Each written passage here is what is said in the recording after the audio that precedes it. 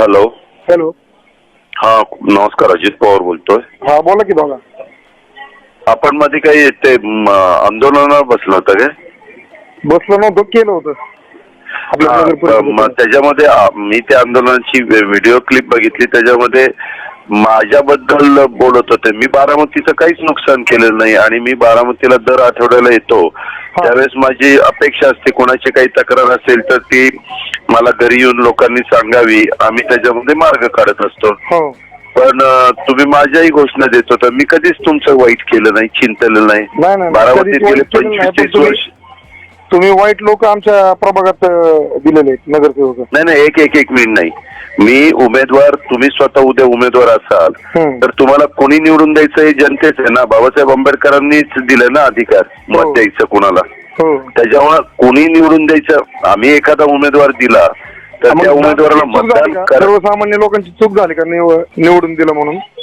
नाही मी कुठं म्हणतो चूक झाली. तुम्हाला लगेच मला बोलायला सांगितलं लागलं. तुम्ही आहे ना. मी असं म्हणतोय की त्याच्यामध्ये माझा दुरान्वय देखील संबंध नसताना तुम्ही माझ्या नावाचा जो उद्धार केला हे बरोबर नाही.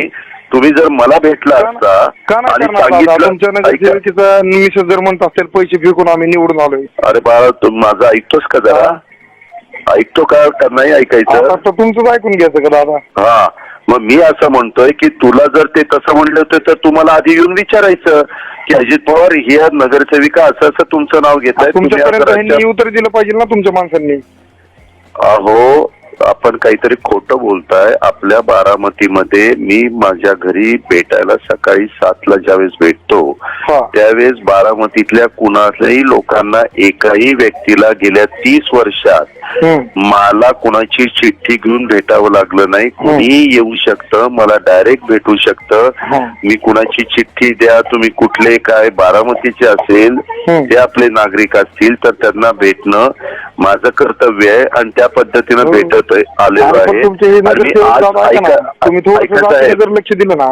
ऐका साहेब, हे मी आज करत नाहीये. ही जी काही बारामती बदललेली आहे किंवा बारामतीमध्ये विकास केलाय, तुम्ही शेजारच्या आजूबाजूच्या महाराष्ट्रातल्या कुठल्याही तालुक्यामध्ये जाऊन बघा आणि ह्याच्यामध्ये जर कुठलं राहिलेलं असेल आणि आपण सांगितलं की अजित पवार ह्याच्यामध्ये काही ठिकाणी सुधारणा झाल्यात परंतु काही ठिकाणी ह्या अडचणी येत आहेत. आपण ह्याच्यामध्ये लोकप्रतिनिधी यांना त्यांनी लक्ष घाला. तर आपण कधी माझ्या घरी आलो नाही.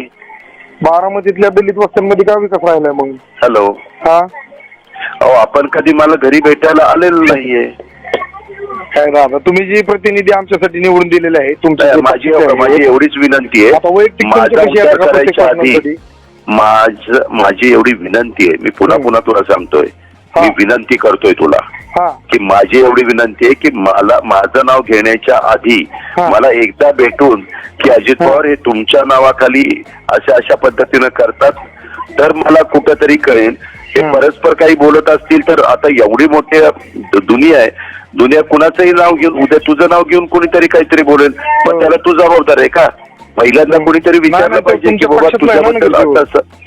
दोन्ही पण तुम्ही मला शनिवारी मी घरी आहे, आपण या, आपण मला भेटा, मी त्याच्यामध्ये काय असेल ते लक्ष घालीन. ओके चालतंय दादा. हे बरोबर नाही तुमचं. आमचं बरोबर नाही.